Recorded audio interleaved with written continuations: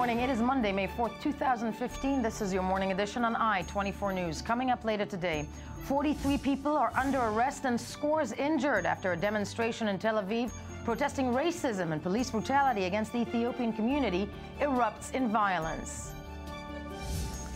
Everything we need to know about that new princess born on Saturday in the United Kingdom and the mass global hysteria about it. And later on the show, we celebrate Star Wars Day. Yes, it is today. May the 4th and the Force be with you. Good morning, I'm Yael Levi, and we begin right here in Israel today, where in scenes eerily reminiscent of the pictures streaming out of Baltimore last week, Tel Aviv's main Rabin Square erupted in violence as thousands of people gathered to protest police brutality and racism against Israelis of Ethiopian descent. 43 people are under arrest and scores were injured when the demonstration spiraled out of control. The initially peaceful rally became an increasingly chaotic riot, with some protesters throwing firecrackers, stones, and bottles at police, as well as starting small fires. Police retaliated with tear gas, stun grenades, and eventually 2 mobile water cannon trucks arrived to disperse the crowds that maintained a running street battle in the square and the approaching streets until late into the night. Now, the protesters were galvanized by the publication of a video last Monday of Damas Pakada, an Israeli Ethiopian, being beaten by 2 police officers while in his IDF uniform. The footage sparked widespread anger in the community and prompted a surge of accusations of lingering institutional discrimination and racism. And when scenes that we saw yesterday in Tel Aviv, never seen before, rioting, protesting, as we're seeing right now. Let's break this down. Heads of the Ethiopian community said the demo was aimed at bringing those responsible for brutality against Ethiopians to justice, irrespective of their uniform. We're joined in studio by the Jerusalem Post crime reporter Ben Hartman. Ben, good morning to you. Also by media specialist, lecturer, spokesperson, Ethiopian rally in Tel Aviv, Elias Ingham. Elias, good morning to you.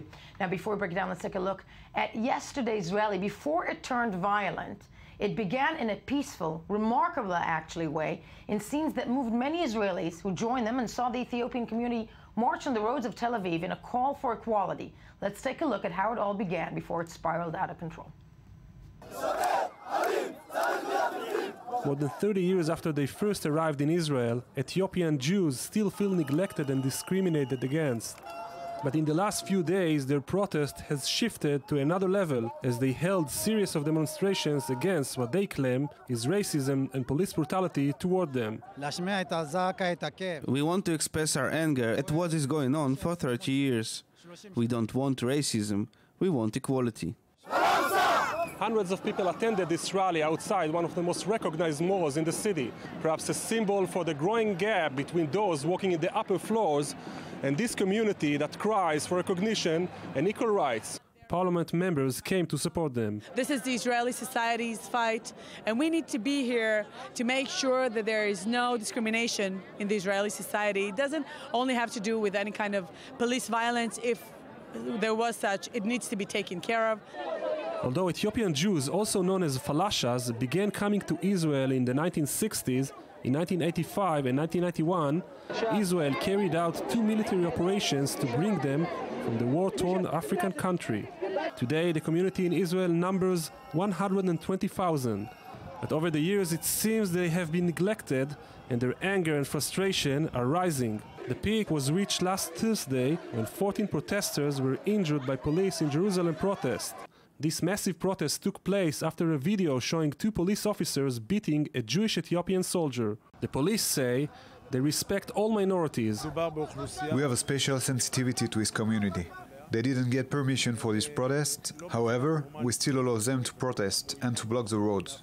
However, not everybody is convinced. I look at the news from Baltimore and I think, this cannot happen in my country. A day goes by and I realize that this is happening in my country.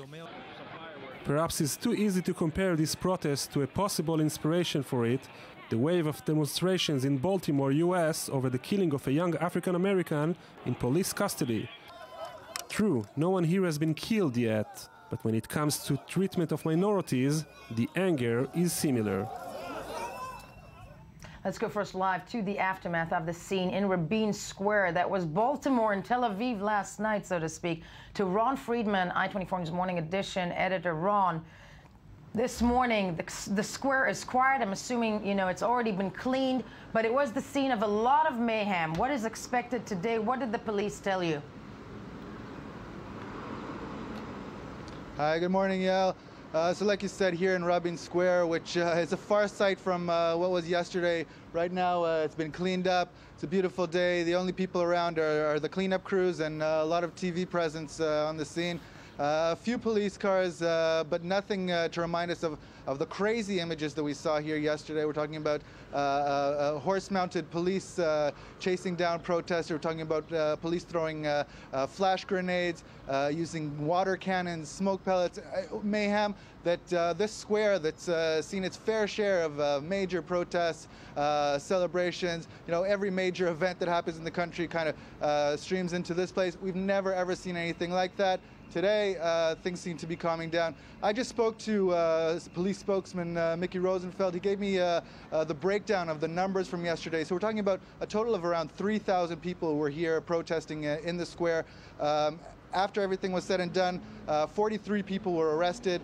We're talking about 56 people injured. Of them, or sorry, 56 police officers injured.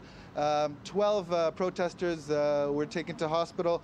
The sentiment that's coming out of the police is, you know, we're not going to let this happen again. If yesterday police were maybe a bit lenient, slow to go on the offensive, that's not going to happen anymore. What I was told is that any future protests that will be held illegally, meaning without the proper permits, will be dispersed immediately. You know, they're pointing at the number of 56 police officers injured as a serious indication of how things went down yesterday, saying that's not going to happen again on their watch. Right now, today, Prime Minister Netanyahu is convening with some of his chief advisors as well as representatives of the Ethiopian community in an effort to try to address some of the concerns that were raised here yesterday and over the last few weeks.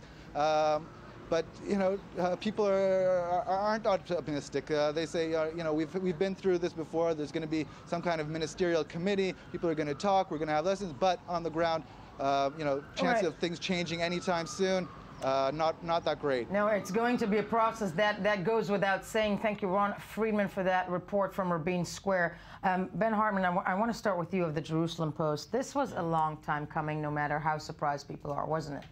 I think so. I think if you were to ask anybody there who was there last night, or most of the people, or anybody from the community, they would say this is the type of thing that was simmering and certainly there to begin with. I think it's a problem that in the community people have talked about for a very long time, but to a wider Israeli public, I don't think they're really familiar with it.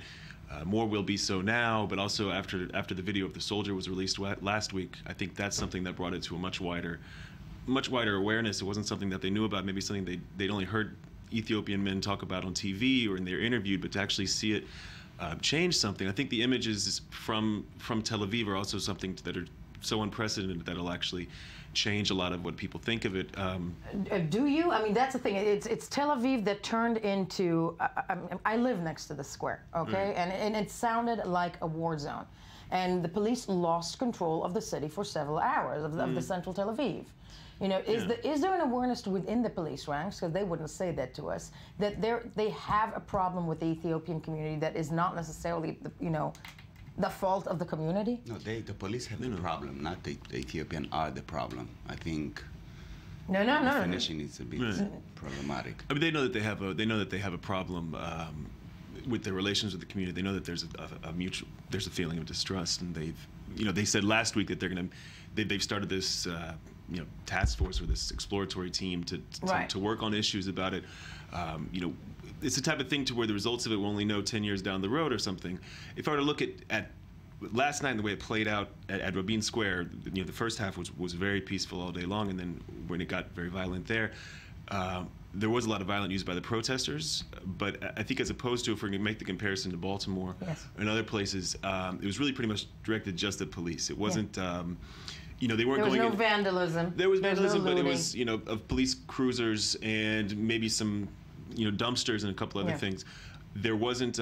They weren't burning down their own neighborhood, and they weren't just attacking random people. So not to justify anything like that, but it's a different different scale and different scope and different. It plays out quite differently here. But yet, as we mentioned, a lot of anger within the community, and that's essentially where I'm wondering out loud with you. Okay, if this was a long time coming, if this was something that. Let's start by this, actually. Why were emotions running so high yesterday in the square? Why did it erupt that way? You see, Al, we are here more than 30 years in Israel, and I can remind you that with the first Aliyah, with the first immigration in Moses' operation, for us it was a fight. While Israel was discussing are they Jewish or not, okay, we were fighting to make our right to come to Israel. Right. On behalf of the Jewish community in America and in Europe, and with their support, we did it. We walked from Ethiopia to Sudan. We waited there for the long time, at least for 1 year or two, and then we did it.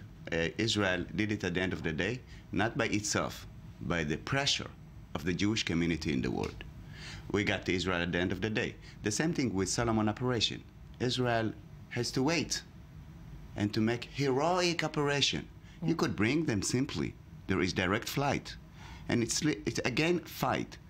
We got to Israel, and today, after 30 years, we need also to fight for our rights, for equal opportunities.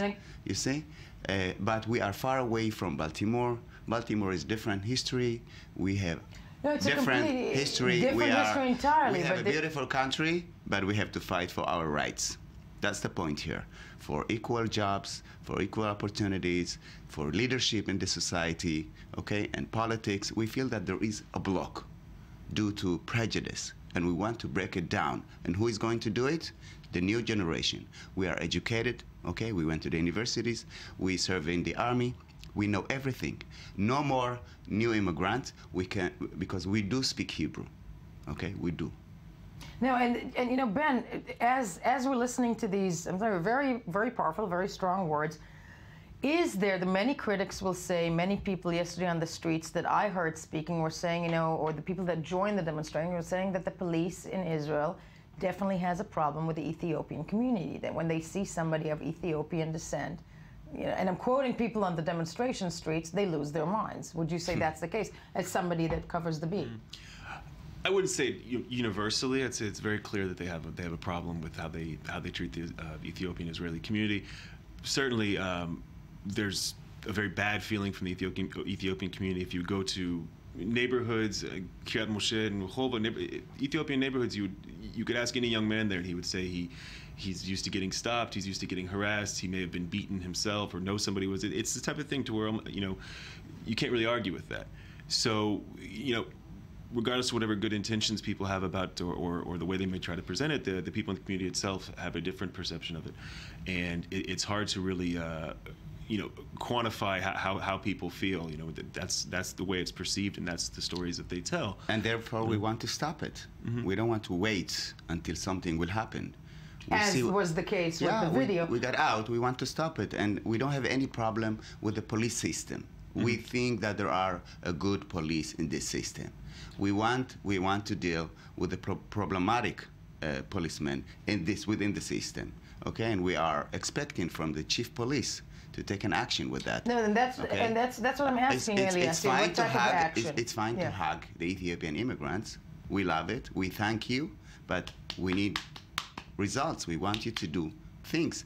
He has to rebuild again, okay, to the emunah, the faith. The faith between the Ethiopian community and the police, which there is not right now.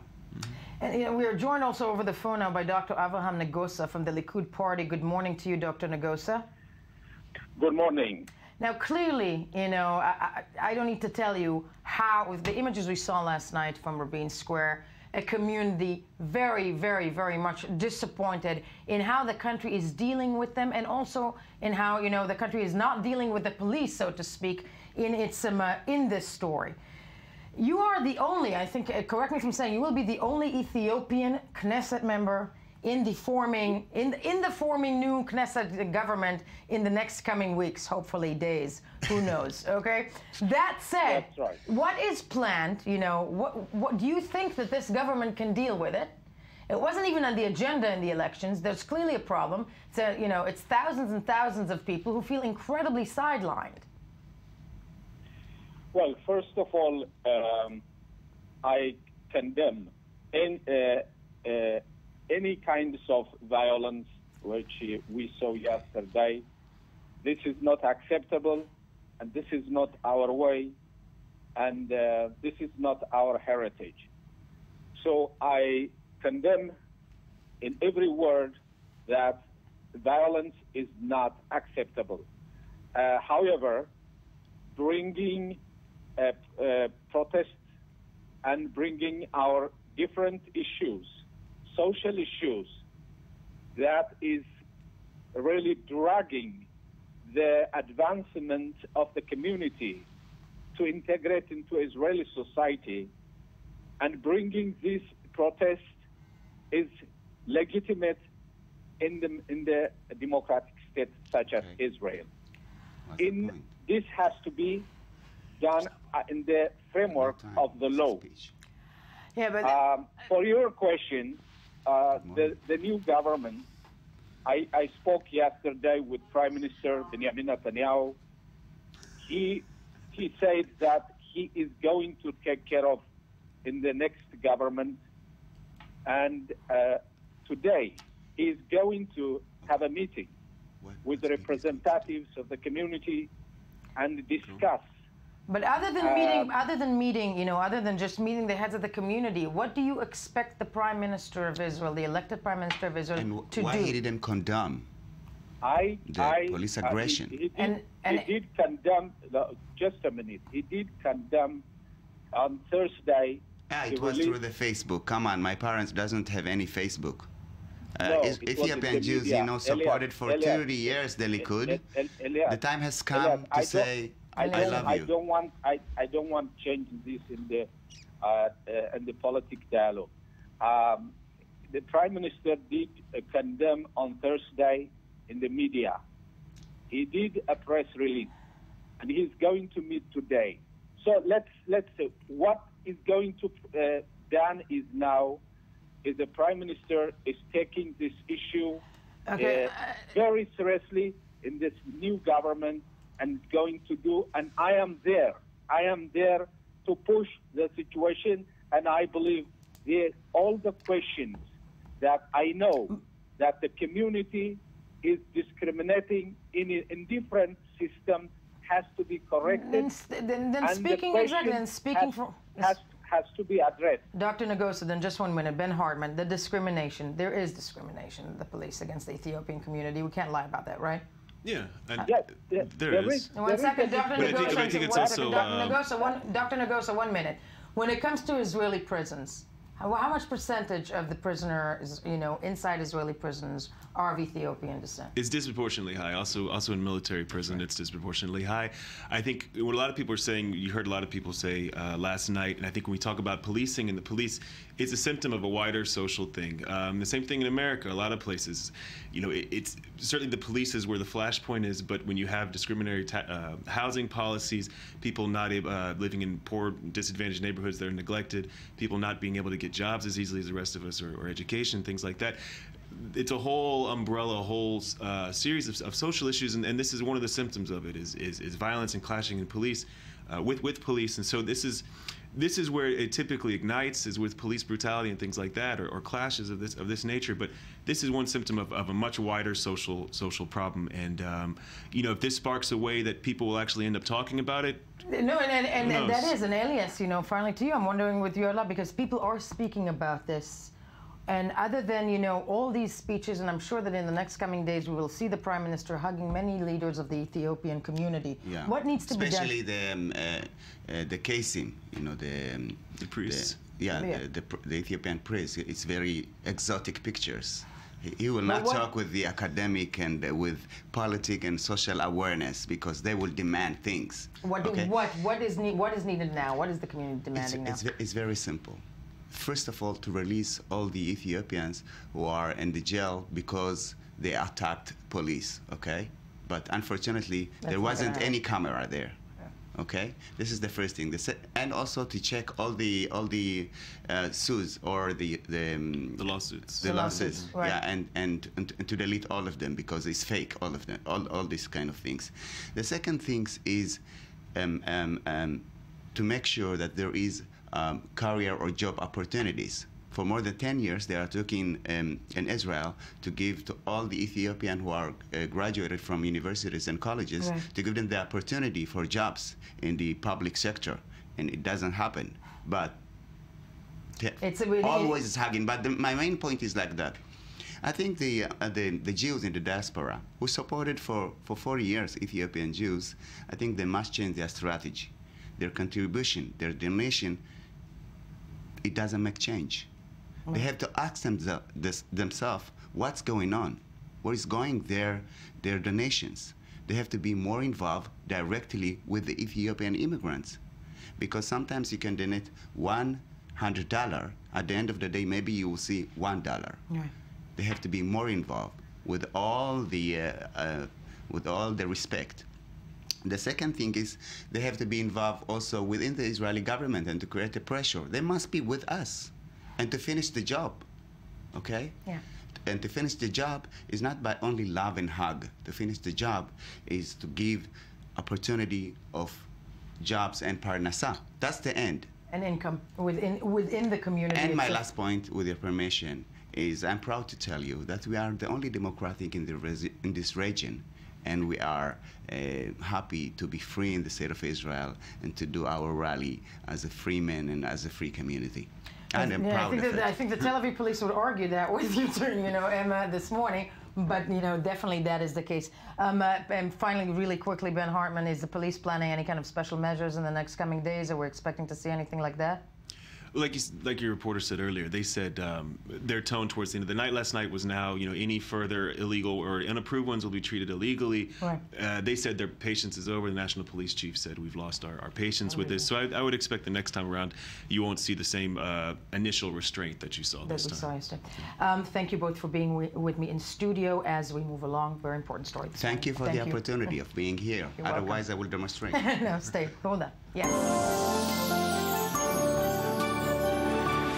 A week after the devastating earthquake in Nepal, the death toll there is already above 7,000, and according to officials, is expected to climb much higher. The body of missing Israeli hiker, 22-year-old Ashraf, has been found in a complicated area on Mount Everest.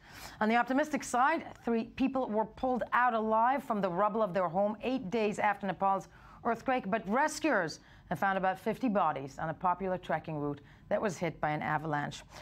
The oldest survivor, though, to have been pulled out of the rubble was making headlines yesterday is a man aged 101. All that said, obviously, Nepal has got a long route down the line, so to speak, in rehabilitating the country, in trying to jump back to something that, a form of living, so to speak.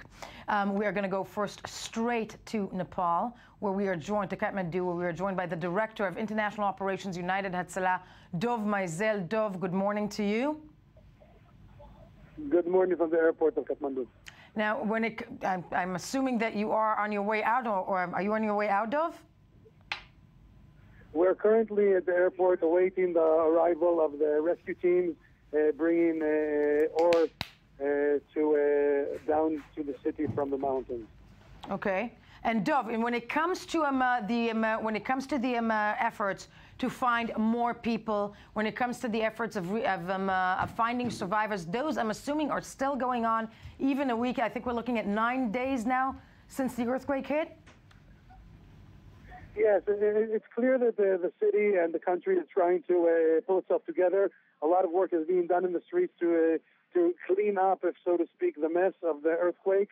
There's still a few sites around the city and in the villages where rescue units are still working on potential survivors. But I would say that the vast majority of the sites have been already finished with the rescue operations and are now under heavy, tractors and stuff starting to clean up. Dov, thank you so much, and do keep safe there in Kathmandu. We are joined in studio by I-24 News' Shai Ben Ari, who was in Nepal, who actually covered it Very, very, beautifully so. Probably not the word to use, I think, Shai. Yeah, over the course of the last week, but you had just returned from Nepal. Correct. Where the scenes of devastation are something that I don't think we can even comprehend. But when you got there, what was the first things that you saw? Really, first of all, we didn't really exactly know what we were heading for. There was a lot of misinformation over the first few days. There were problems with communications, obviously. Right. So it took us a while to get there, first of all. It took us a few days. And we really didn't, we prepared ourselves for the worst, let's say. There was all sorts of information coming through, and we were preparing to, we heard reports that our hotel was not going to be functionable. So we were preparing to even sleep in the field and that kind of thing. Once we landed during the nighttime. We suddenly realized that the situation was perhaps not as bad as had been reported. Most of Kathmandu, at least 90%, is still standing. It wasn't exactly clear as we were driving in during the night if electricity was okay. Yeah. Once we got to our hotel, we discovered it was all right. Really, the first impressions during those first few hours, we noticed the city was covered in smoke. And we realized that the source of that was the funeral pyres over at the Pashupatinath temple, the main Hindu temple, in fact. So that was the first thing we headed for, and it was quite a powerful sight, quite a powerful introduction to this whole crisis. You said to us, at a certain point, I think it was the first conversation that we had last week when you were on the ground, that you were amazed by the Nepalese. Yeah. Why? They are a very impressive people. There's a certain non-expressiveness, I'll put it that way. You can take that as you may, but certainly in this kind of... I think for us in the Middle East, we know how to take it, yes. Right, but of course in this kind of crisis, it gives you a certain advantage as a character, just to have that kind of stability and ability to take in these kind of events and take it in stride at the end of the day. It was very impressive to see. There wasn't a whole lot of emotion in this kind of situation, certainly not the kind you would expect. There were certain situations where we saw bodies being pulled out of the rubble. That was a different case, of course. Certainly emotion breaks through under those circumstances. But we're talking about a major disaster zone, and it was really impressive to see that Nepalese people sort of picked themselves up, and eventually, just even during the time that we were there, we saw life going back to normal. Very gradually, very slowly, but certainly little today, shops opening within the... Now, when you said 90% of Kathmandu is still standing, but the devastation area, I'm assuming, is... Well, it's the heritage that was lost. Right, of course. Many of the older buildings, temples specifically, were not built to withstand this kind of disaster, and indeed, historic temples, definitely in Durbar Square, a complete and utter destruction. Perhaps one interesting little tidbit, in Durbar Square, there's one temple at least that is left standing, that is the Temple of the Living Goddess, who was a little girl in her early teens who was basically worshipped as a living goddess here on Earth. Her temple still stands. We were able to get in for a few seconds. They didn't want us shooting there, and they ushered us out. But we spoke to some relatives, or let's say, and they say that she is okay. Perhaps something symbolic of the state of the Nepalese nation. And no, I know that we sadly have no time, but the rescue efforts of all, I think, parties involved, but also the Israeli mission, quite commendable. Shai, amazing work done there, obviously. The devastation, terrible, terrible story. We're glad you are back, and we will keep following Nepal. When we get back, something entirely different. It's life, it's birth, it's a baby. She's royal, and her mother looks eerily great. So do stay with us. First, the news.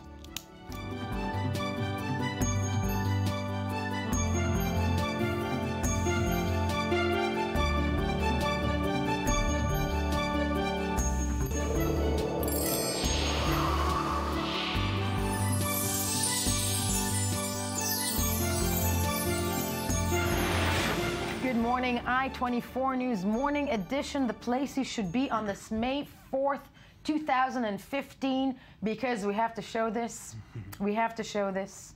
Because it's, I mean, there's death and destruction around the world, but there's also cupcakes and balloons. Right. Yes. It's looking really tasty. It's looking real good. As well as a cow-shaped teapot. Right. Which we will explain later on pretty why. soon. We're going to get to it. Pretty soon. Ami Kaufman here to join me this morning for all the news you missed while scanning their headlines, and there was quite a lot of it, and we're not making fun of it. We're just a very eclectic type of studio. Yes. Right. So before the cupcakes, we're going to get to some serious stuff. Yes. Last night, police in Texas, in Garland, just outside of Dallas, killed 2 gunmen at an exhibit of an anti-Islam group. This was an exhibit for Muhammad cartoons. It was a prize contest. The winner was about to get $10,000. Whoever won the best picture of Muhammad cartoon. Exactly. And two people came up in a car and shot at one of the guards outside. Yeah. As we can see here in some of the pictures afterwards. And police were there and shot the two people dead. They came in. I mean, listen, after the Charlie Hebdo, and again, I'm going to explain. This is, I'm going to put the balloon on the side, but still, it's the modern times. After Charlie Hebdo in Paris, something like that. I'm not going to, coming in with guns into public locations is horrific. But setting up an exhibition, I'm going to say this, that, has a $10,000 prize for the best cartoon of Muhammad, when we know that it, that it causes a lot of emotions. Is just. In fact, one person apparently said that when one officer came in, there was a shooting outside. He said, "Are they Muslim?" So people were expecting something to happen from. Unbelievable. Yes. Back to the Middle East. Israel. After almost the first extension that Prime Minister Benjamin Netanyahu got to form his coalition is over. His 2-week extension is almost up. All right. It still looks like it's not going to happen. Likud is calling the demands of the foreseeable partners insane and extortionate. He's not able to get Habayit Yehudi, Shas, and Yisrael Beitenu, the Jewish homes, on board. It's becoming very difficult. Time to go to Tal Shalev, our one and only I-24 News diplomatic correspondent who's in Jerusalem for the day ahead of political wrangling. Tal, what is holding back this coalition? Well, first of all, Netanyahu still has 2 days to go, and it ain't over till it's over, so I wouldn't put any bets at this moment on him succeeding or not succeeding to build a coalition. Netanyahu did last week succeed to sign his two first coalition agreements with the ultra-Orthodox party, the United Torah Judaism, and with Moshe Kahlon's center party, Kulanu. But since then, since last Wednesday, there has been a stalemate. There are two issues on the table. The first one, as mentioned in the studio, is disagreements on the religious matters between Shas and the Jewish home, the ultra-Orthodox Shas and the Jewish home. But the other matter, even more interesting, and the man of the hour, coming from the man of the hour, that is Avigdor Lieberman, leader of Israel Beitenu. Lieberman did get what he wanted portfolio-wise in these coalition negotiations. He will be staying. He did get an agreement to be staying in the foreign ministry as well as the immigration and absorption ministry. But Lieberman seems to be flexing his muscles, and it's not clear that he will be joining the government today. Later on today, he's expected to convene a special faction meeting here at the Knesset and to address this issue. Lieberman seems to feel that he will be paying a political price if he joins the government, following Netanyahu's agreements with the ultra-Orthodox parties. Tal Shalev in Jerusalem, thank you for joining us this morning. Yes, Ami, more. We are back to the States in Baltimore. Some really interesting things happening over the weekend. First of all, there was a victory rally, and a few arrests were made because the people violated the curfew after 10 p.m. But why was there a victory rally? Because on Friday, the state attorney of Baltimore City, Marilyn J. Mosby, a 35-year-old attorney, charged 6 of the officers involved in the death of Freddie Gray. One of them will be accused of second-degree murder. I really think, is this the first time in all these skirmishes that we saw, skirmishes is a mild understatement, that we saw in the United States over the course of the past year? This is the first time, I think. Not only is it the first time that people are going to be charged, it is certainly the fastest that these decisions have been made. It happened after only 18 days that she reached the decision.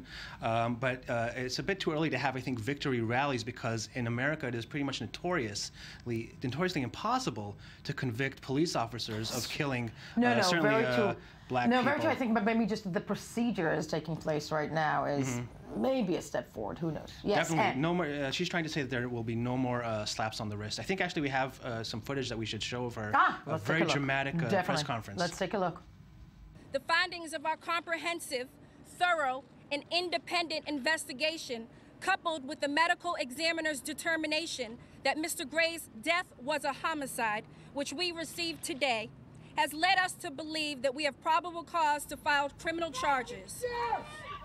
Yeah, you could hear the shouts of applause out there. And as I said, one of the officers will be hit with second-degree murder because of the rough ride that he gave. He was the driver. Because Freddie Gray was not wearing a seatbelt. He was handcuffed, and he was just Jesus. And they say they knew that in one of the injuries, well, I think it was the spinal injury. It was the spinal injury. The spinal injury that was that occurred in the van. Totally. Clearly. Yes. Responsibility. Yes. Okay. And now, quick sports. The big fight of the century. Floyd Mayweather beat Manny Pacquiao in Las Vegas in what was the biggest fight of the century. He is now considered the best. Money maker weather. Right. Yeah. And speaking of money, the revenue of the fight was about $400 million, and both Pacquiao and Mayweather are about. Spit my coffee. Yeah, they're going to split $230 million. So Pacquiao may have lost, but. Okay, but now and now off to some to the aisle. Now we're moving to the aisles, and before the reason for the cupcakes, just a quick, we're going to elections on Thursday. Yes. And it is a really, really tight race. We're talking about the latest poll saying 35% for the Tories and 34% for Labour, and one other says that they're tied at 33%. It's really crazy. It's a tight, exciting race. And the Guardian says in this piece, if it stays this close after the election, it's going to be really hard to form a coalition, and there might not be a government for quite a while. Wow, that sounds so familiar. Where did we hear this? Doesn't it sound familiar? Where did we hear this? I don't know. Aren't we living this right now? Right. But that is not the reason you're wearing this amazing bow tie. How do you like it? Is it good? We're loving the bow tie. We actually to all our thousands of viewers out there, I think we should have a poll. Should Ami Kaufman stay with the bow tie or not? You have been challenged. Yes. Right to us from all corners of the world. Yes. And the reason for the bow tie: Kate Middleton gave birth to a princess on Saturday morning. At the weight was 8 pounds and 3 ounces. That's 3.7 kilograms. And she is looking fabulous, as you could see. We're gonna dissect this to smithereens. Hold on. But before we sing. Rule Britannia, I want us to also be joined by Jonathan Sachidati, royal aficionado, I-24 News European correspondent, who has been waiting, excitingly so, for this birth. Jonathan, good morning to you. Good morning, Yael. Okay, well done. Yes, contain yourself, please. Undoubtedly, the top story of this weekend was the long-awaited birth of the royal baby in England. The new arrival, the so-called spare to the monarchy's heir, is a baby girl who was born weighing 3.7 kilograms, as the man with the bow tie, Ami Kaufman, just told us. Yes. At London's St. Mary's Hospital on Saturday. The infant has since been taken home to Kensington Palace, where she has already been visited by her grandfather, Prince Charles, and is set to be introduced to the Queen at Sandringham, I don't know where these places are, estate later this week. The royal birth was met with a media blitz, and that's a mild understatement, only parallel to the birth of her brother, Prince George, in July 2013. News crews waited for days outside the hospital, waiting for the parents to, show signs of labor. Now the world is waiting with bated breath to hear the new princess's name. Before anything else, let's take a look at this short piece that recaps this dramatic news and break it down from there. Jonathan, hold your horses. We welcome with humble duty the second born of their Royal Highnesses. Pink reigned over British landmarks celebrating the birth of the new princess. Thrilled Britons and tourists could hardly hold their excitement. I'm over the moon for them, and I think Prince Charles said he would love a little granddaughter. It's a girl! I feel like crying, to be honest with you. I feel overwhelmed as well, because I love the royal family and what they do for our country. But enthusiastic fans weren't the only ones delighted by the news. Indeed, cynical and satire headlines emerged with the report that a woman gave birth to her second baby, but the rest of the world, from Germany to China, sent their congratulations to the fourth in line to the royal throne. The fourth person in line to the throne has arrived, and it is a girl. British political party leaders also took time out from the election trail to congratulate the royal couple's newest member. I know as a father who went through anxious moments of the birth of my two kids, it is an anxious time, but now it will be a joyous time for them both, and all of the good wishes of the country go to them. It might be a less joyous time for Ed Miliband, who heads the Labour Party and hopes to win Britain's general election on May 7th. The theoretical royal baby bounce, by which the feel-good factor sweeping the nation would help the Prime Minister in power, leaves David Cameron's Conservative Party with hopes of a last-minute boost. However, according to the YouGov UK polling report, the new royal baby will have no measurable impact on Thursday's knife-edge election, leaving the vote the closest one in decades. Okay, Jonathan Sachidoti joining us from the UK. We're here very excited. We're going to put some tea in the cups here. I mean, give me your tea. Oh, sure thing. Your cup, yeah. Jonathan, first of all, how excited is the British Isle? Oh, that's enough. I've asked you that. I hope it's proper British tea, not that Wysotsky stuff. But anyway. Okay, let's hide the Wysotsky thing. Yes. People here are excited, it is true, and mostly because this finally gave us a break from the elections on the news.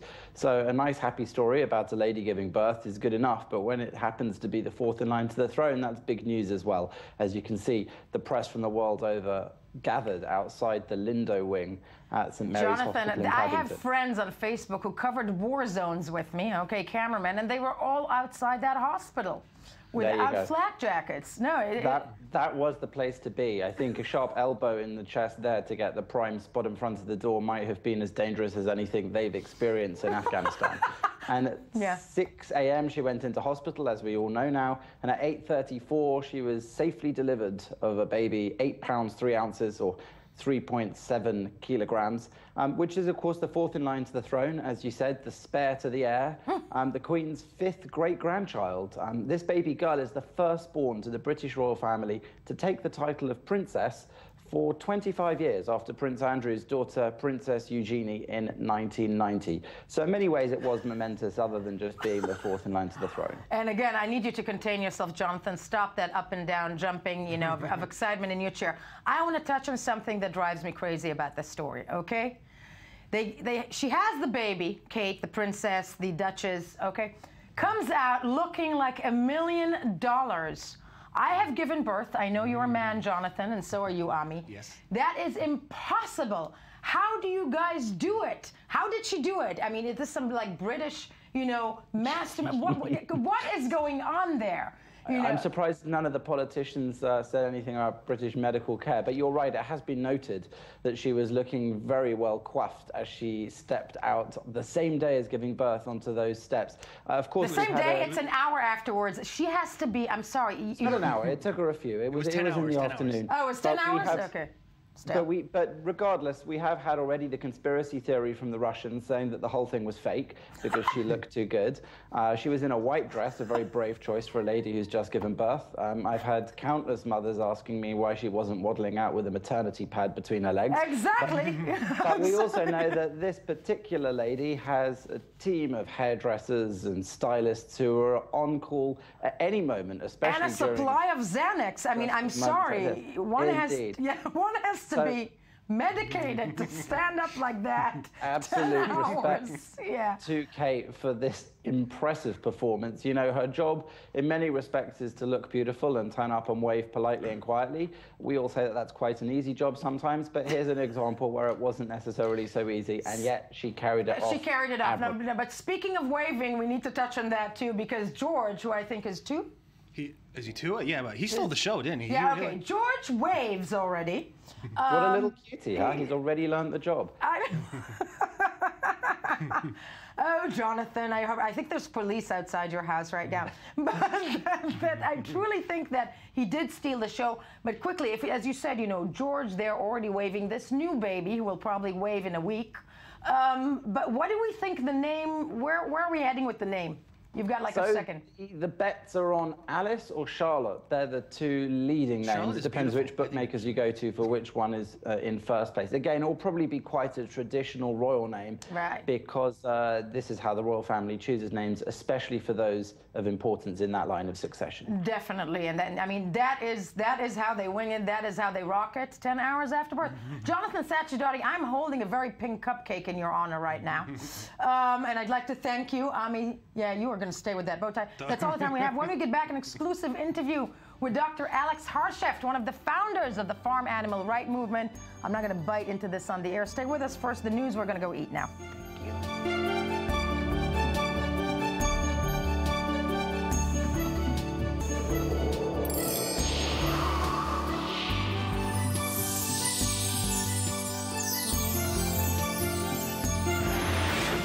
welcome back. It is still Monday, May 4th, 2015. This is still the morning edition on I-24 News, the place you should be, because last I checked, I'm still Yael Avi and I'm hosting it.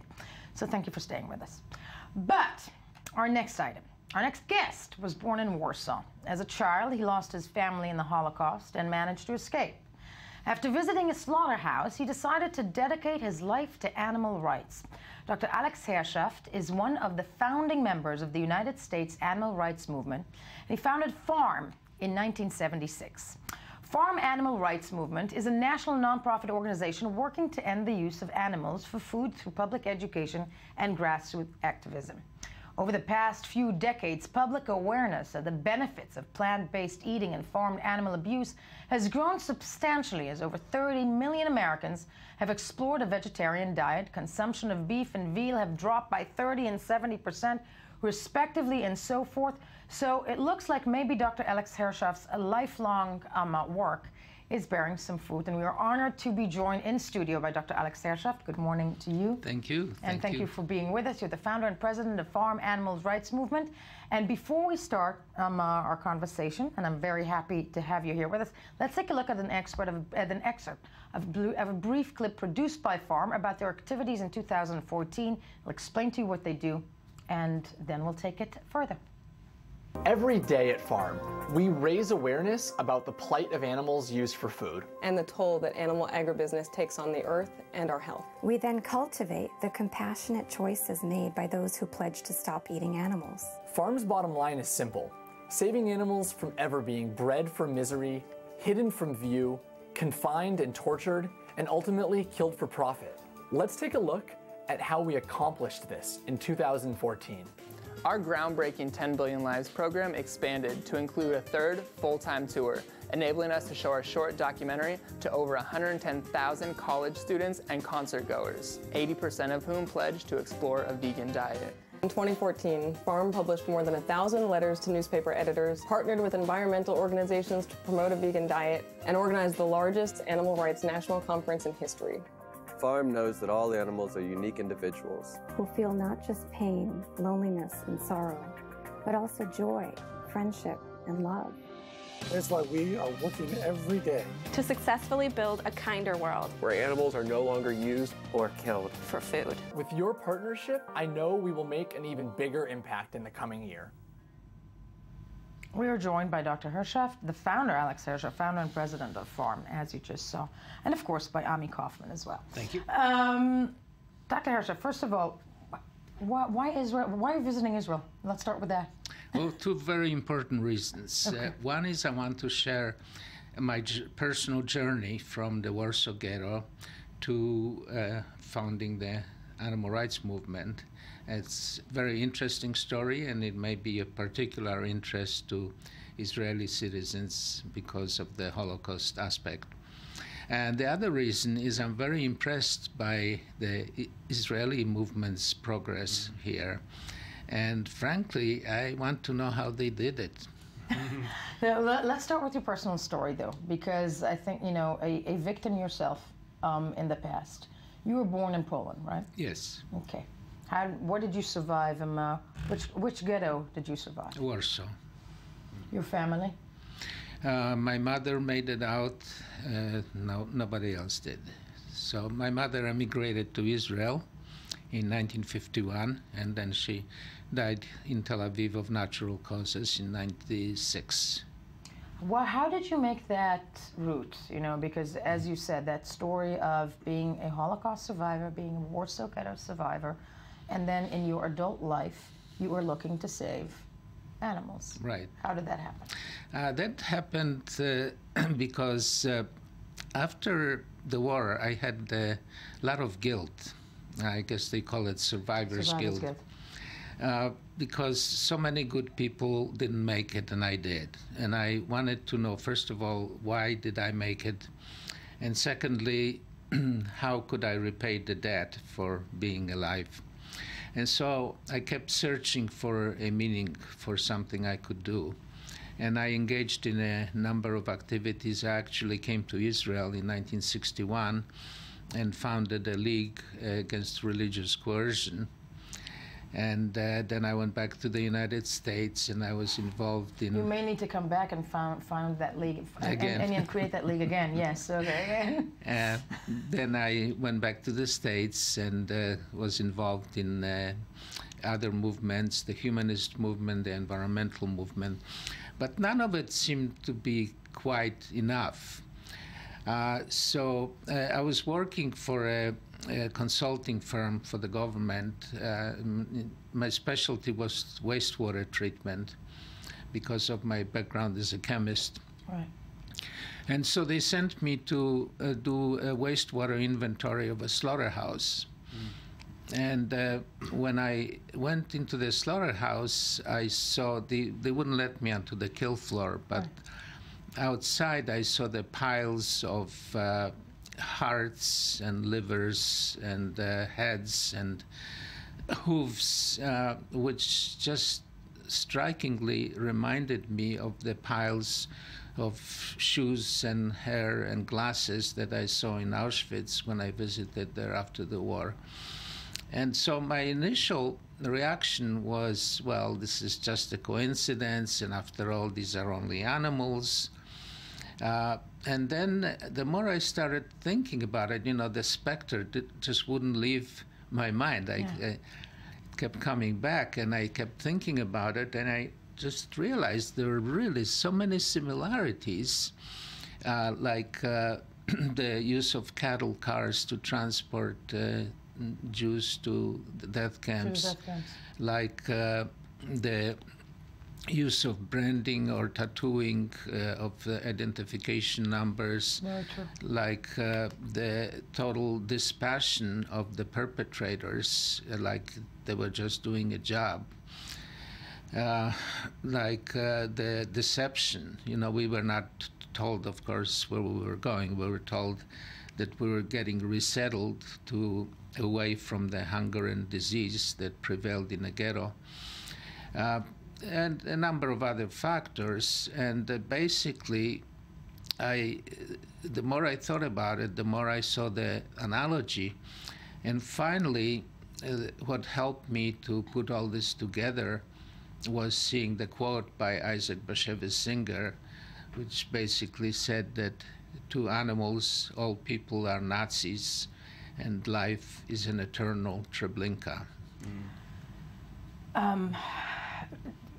Beautifully said. I'm almost speechless because I think it's your cause, and then creating farm is one of the things that might be very hard for people in the Western world to perceive or to accept. You said that in Israel, indeed, and Ami will agree with me, there is a push for I think the vegan movement in Israel. Oh, it's huge. It's huge, but you are in the United States. I lived in the United States the bulk of my adult life. I can never see Americans, I have to tell you, giving up meat. It's a frightening thing to say. It's almost like a part of, and you will understand this, obviously coming from this horrific memories of the Holocaust, but it's kind of this initial, almost primal, not just gatherer, but it's a code of success to have a steak at night. It's a code of, if you know what I mean. Mm-hmm. How do you combat that with that mentality, that Western mentality? Sure. It depends pretty much on the age group. We deal primarily with, in this program that you saw in the clip, we deal primarily with people between the ages of 14 and 24. Basically people who go to rock concerts, because that's where we can get the most people to watch the video. And you show them the videos in outside rock concerts, outside. Right. Phenomenal, yeah. And those folks are very impressed by the abuse of animals on factory farms. You saw the reactions, they cried, they're very upset. And then we get them to pledge a certain number of vegan days per week. And then we follow up with them indefinitely. You're part of the process. You don't, interesting. Every week we send them additional information and guidance, and then we conduct surveys several times a year to see how they did and to encourage them to do better. How successful is Farm? Well, I think we're extremely successful. We get about 120,000 views per year. We do this we have a truck, and we also have kiosks that. Right. But you say you wanted to learn from Israel what was going on here? Why we're so successful? Why is that? What's successful here? Because the situation in Israel right now is very similar to where we were in the 1980s in terms of enthusiasm and the amount of volunteering and the camaraderie. It's a communal type of, It's fantastic. It's a fad in many ways. I mean, it's fashion, but it's catching on. Right. And but they're moving so much faster than we did in the States. That's interesting. What are the, just one more question, what are the reactions that you get when you make analogies towards the Holocaust, especially in Israel? I mean, I've seen activists that do that here, and it's not, to make it mildly, it's not always received very, very well. Have you seen any reaction to? Not yet. My first lecture is tomorrow. Okay, good luck. So. No, but as Ami said, you might be confronting that. Dr. Hershaft, I really think this is an amazing opportunity to sit and speak with somebody who, you know, you've taken your life's purpose in many ways to do good. And, you know, you said at the beginning of this interview that you wanted to give back. I think you're giving a lot back. And I'm trying. It's more than many I've met. You are staying with us in studio. This is something completely different right now. It's Ami Kaufman now moving to a segment called the Web Review, the Spiral Viral, that is the bow tie. Right. Well, actually, we're still keeping in a fairly somber mood, but it does have to do with the internet and with Facebook. The COO of Facebook, Sheryl Sandberg, just lost her husband, Dave Goldberg, who died suddenly at the age of 47. I saw that going viral yesterday. Right. Do we know why? Nobody knows why. Nobody has given any information about it, but he was, you know, pretty young. They were on vacation. And Mark Zuckerberg himself shared a post about him on his own profile page, which probably made it even more, you know, viral. The entire world is aware of this.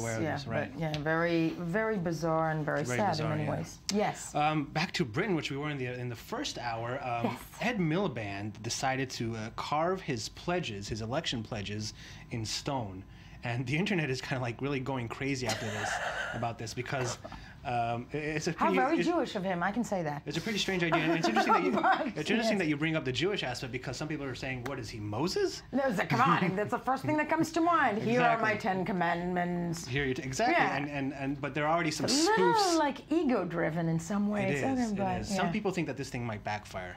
But there are already some funny spoofs. They're like golden calves in the middle of in the middle of Trafalgar Square. Some spoofs on the internet. They take the picture and they put different captions of the different pledges, and some of them were like one royal baby a year guaranteed for the next 10 years. A fake tan for the. How is the Duchess feeling about that one? Yes. A fake tan for the Queen was another one. Yes. And some other good ones. Lovely. I call it the fake bake. The fake, The fake bake. Yes. Okay. Yes. Good. Microsoft has a new app out. It's called How Old, and everybody's doing this thing now. You just put a picture up on the thing, and Microsoft tries to guess how old the person is in the picture. Are they guessing, or are they basically, it's calculated according to how good you look? Well, I don't know the technology behind it, but apparently it's not a really good technology because they're not getting anything right. They're not, are they? In fact, Microsoft had to publish that they're going to go back to the drawing board. Okay, well, we need to see yours. Okay, well, I did mine. Let's see. See, that is a great number. That is a great number, and it's amazing because, in fact, you are only 37. Oh, God. I really like you. Yeah, I really do. I think someone else in the studio did a picture as well, if I'm right. I know where this is leading. Oh. I am definitely 30. They got that so right. Really, I love this app. This is a great app. Right. This is a phenomenal app because I am 30. Yes, definitely. This is a fact. You don't look a day older than 20. Yeah. Okay. Great app. Yes. Really quick, one last one. Oh, one last one. Well, this video is viral. It is going all over the place. It's a little Japanese boy. He's 5 years old. He imitates Bruce Lee. His father's putting up these videos, and let's just take a look. Let's take a look. Crazy.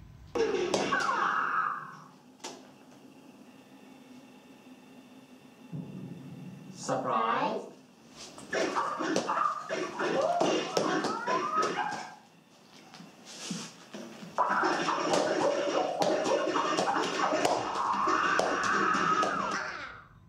It's crazy.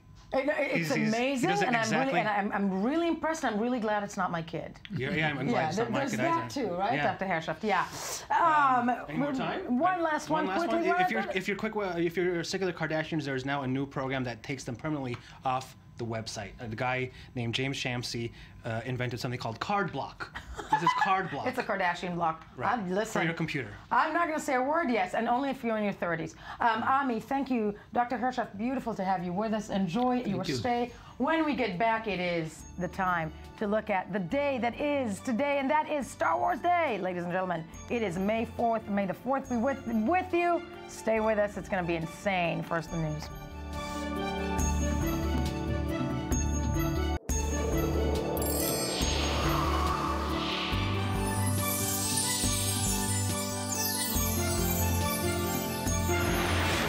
Good morning, I-24 News Morning Edition on this May 4th, 2015, which is also Star Wars Day. But before we start with Star Wars Day, of course, I'm joined in studio for this part of the show by two gorgeous men, one of them being Benjamin. Thank you. I was just going to say, hey. Yeah, Benjamin Chong Alvarez. The man in the suit wins. The man in the suit always wins, honey. That's what I'm always saying. wins. That's what I'm saying, yeah, exactly. Benjamin Chong Alvarez of The Economy Magazine, I-24 News Economy Magazine. What do you have for us? We're going to talk about Tesla, the Tesla battery. Yes. Which is very exciting for some. And science fiction.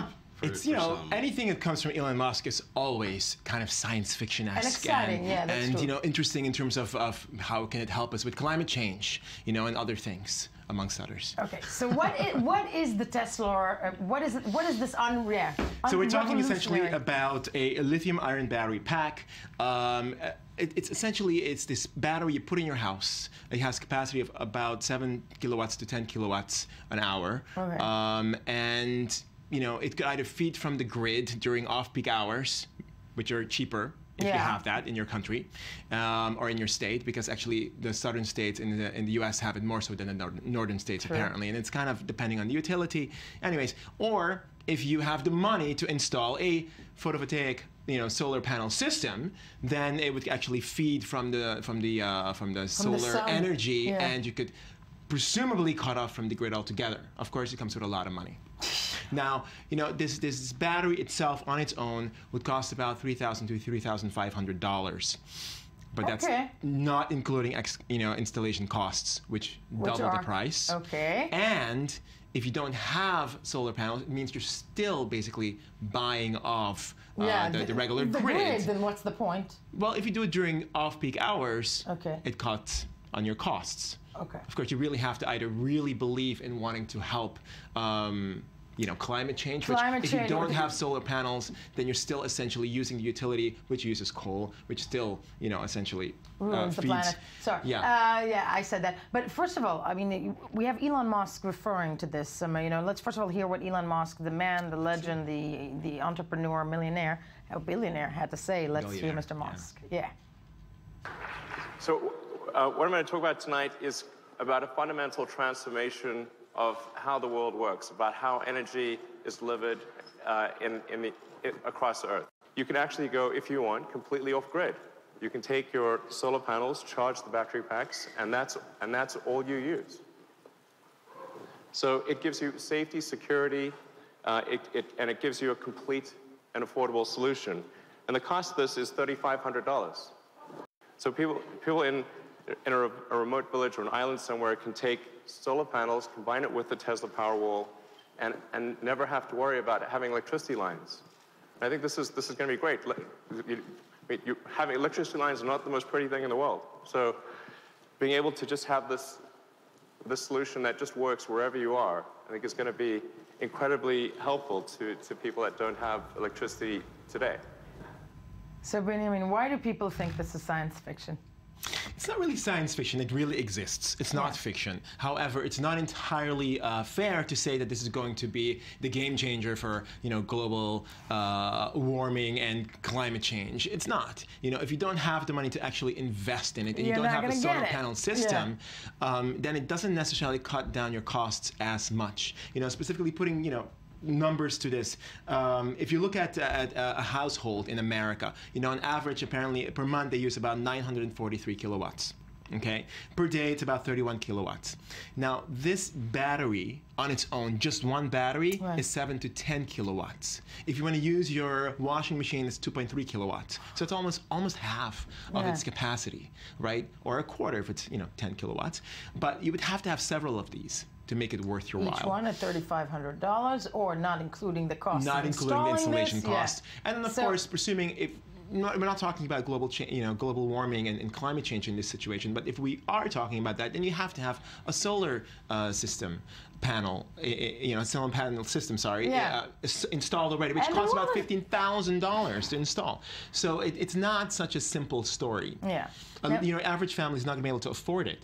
So when we look at these things, plus I think you would have also to be, as you said, somebody who really believes in in environmental change and whatnot, and to want to support. But most of the people, even if they believe in it, cannot really. To really. be somewhat more fair, I could say this. I mean, in the southern states in America, where there is a lot of sun, okay, and they presumably can afford to have solar panels installed, and they have a big difference depending on the utility between the peak hours and the off-peak hours, where it could be maybe during peak hours 10 cents, during off-peak hours could be maybe 2 cents per kilowatt. So it makes a gigantic difference in that sense. So maybe they could pay it back if they invest in this kind of thing. But that's the southern states, and I have to say one thing about the southern states, that those are states that, in many ways, ideologically, they do not actually subscribe to the belief that there is any type of problem. No, not southern. I mean just in the South. In the California, South, California, Hawaii, that kind of stuff. Not just, any of the states that essentially have more sunlight during the day. So it could make more sense for them there. So Elon Musk is doing this out of his love for the planet?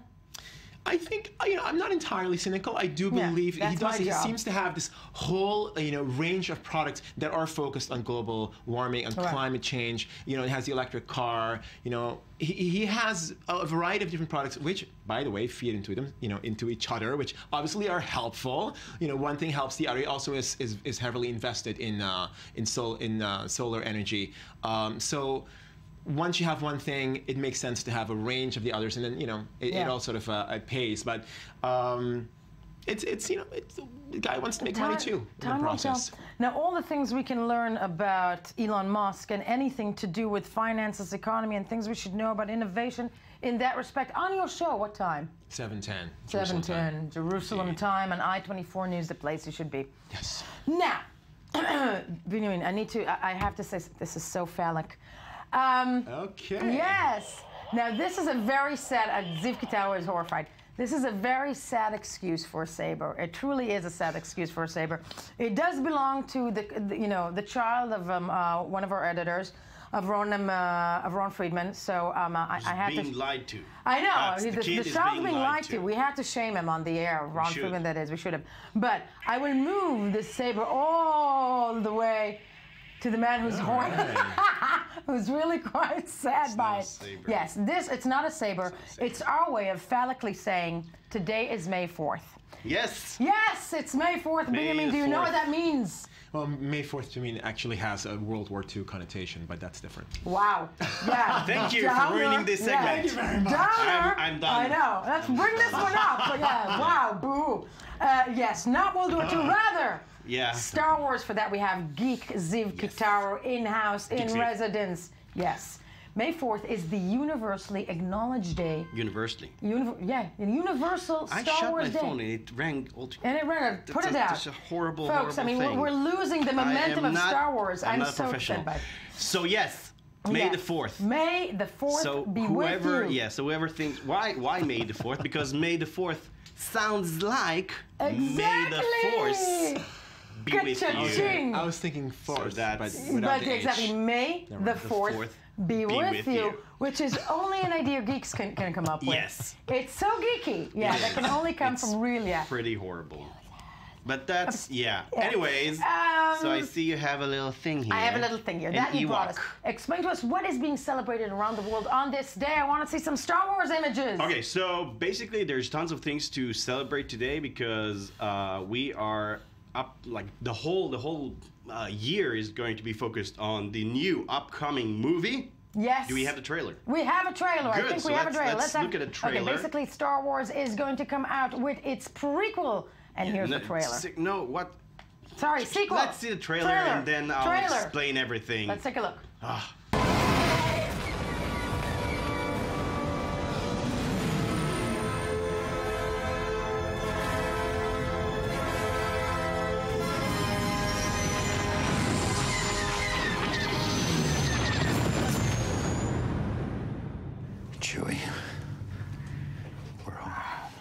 picture that made everybody cry was this last shot from the trailer. So we're old. We're old. We're old. Well, actually, Harrison Ford is old, but Chewie looks young. Just the same. Chewie has not aged. Not gray hair. Or aged well. Or aged well. He's fantastic. Chewie is like Dorian Gray. This trailer is for the new Star Wars The Force Awakens movie, which is a sequel to the original three. I'm gonna shoot myself. First episodes, for those who don't know, because you're not geeks, first episodes were 4, 5, and 6, and then they went and made the prequels 1, 2, and 3. And we're gonna stop and pause so for a second. This is gonna be 7. Wait, this is 7, and it's gonna be the sequel. I want to discuss the prequels for a second. No. Yes, hold on. No, because the prequels, I'll be the first one to admit it, and listen. Star Wars is a life-defining moment for many of us, right? You too? Absolutely, 100%. Thank you. I mean, I was 7, I think, when the first one came out. I remember lines. It's like my first vivid memory is lines of people in New York around the block to go see it. I mean, how innovative was this thing in the world of science fiction? The prequels, though, okay? Yes. I will say this is my opinion. Awful.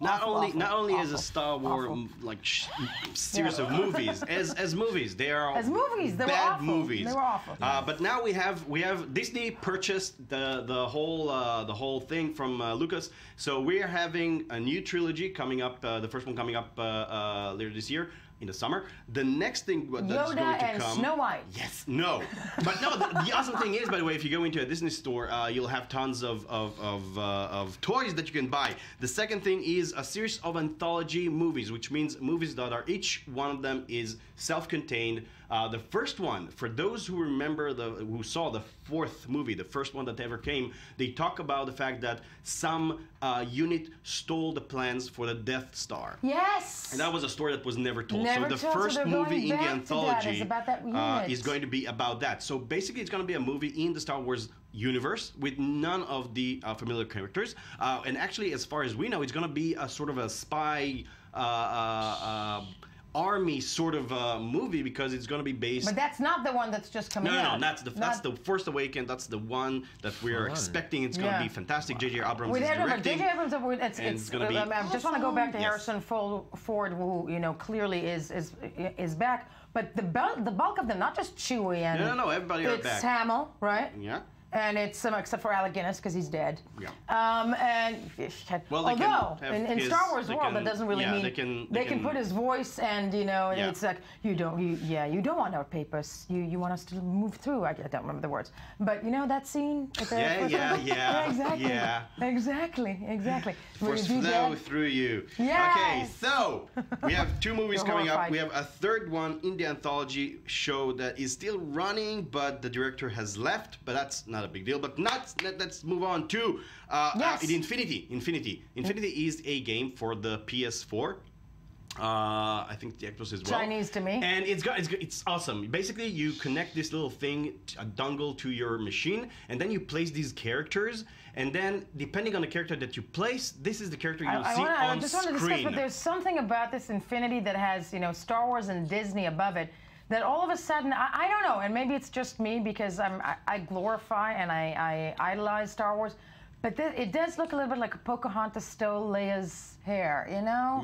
It's that's how she looks. He looks like, the prince from Belle. No. From like Beauty and the Beast. Well, first of all, the whole series of Infinity dolls, figurines, whatever, they are gorgeous, okay? So you know nothing, Jon Snow. And it's gorgeous, and now we'll have... No, it's fantastic. Stop saying things. Just stop talking, okay? All together. It's beautiful. Cinderella and Yoda had a kid, and that's what happened. They had a kid. His name is Luke. The Force is strong with him, and it's going to be fantastic. No. So, and what happens awesome. in it? Do they sing? Well, it depends on the game. Like there's like a quest game, and there's like fighting game. But the cool thing is that depends on the character that you put. That's the character you'll see on screen. So basically, you could put. Let's say Anakin there, and put another character from another story from Guardians of the Galaxy, and like have this crossover at all. Like it's awesome.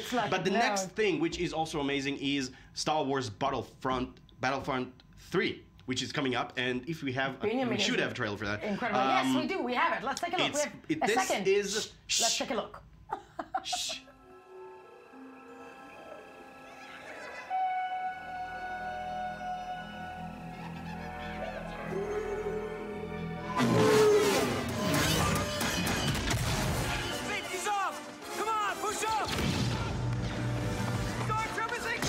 Wow. Okay, so that was a game. That was yes. Yes, it is. This is a game which, for fans of the show, of the movies, and also the show, because there's tons of shows. It's you'll play a character. You can play various characters. Wow, look at that. You'll have like a third or first person shooter, which means that you see the character and you in front of you. But you can also fly spaceships and move these creatures, the ATDs, and okay, I knew the graphic last behind me. But now the thing is, you saw the graphics. This is freaking incredible. It's amazing. It's also all the time that we have. No. Sadly, it is. There's more Star Wars. So I know that Star Wars phenomenal. Yes. Of course, do not hate us for the saber. Okay, it was supposed to make a point. Of course, check us out tomorrow morning. I-24's Morning Edition. Don't forget to check us out on all those social networks, Facebook, Twitter, whatnot. The saber has confused me. And of course, tomorrow another edition of your Morning Edition. And now the news, and I'm going to demolish everybody in the studio with this. I want that saber. There you go.